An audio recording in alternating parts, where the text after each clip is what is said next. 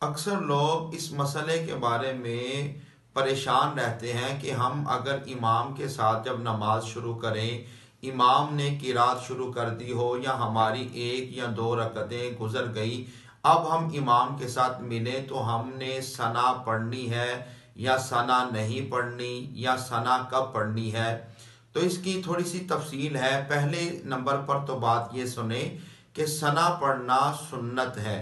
سبحانک اللہم وبحمدک وتبارک اسمک وتعالی جدک ولا الہ غیرک، ثنا پڑھنا یہ سنت ہے۔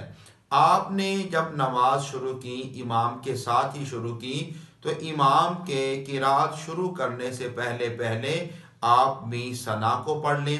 لیکن اگر آپ 1 رکعت گزر گئی، دوسری رکعت گزر گئی، 3 گزر گئی، یا چاروں ہی رکعتیں گزر گئی، آپ امام کے ساتھ ملے اور جب آپ نے امام کے سلام پھیرنے کے بعد اپنی نماز کو شروع کریں گے تو اس وقت آپ ثنا پڑھیں گے۔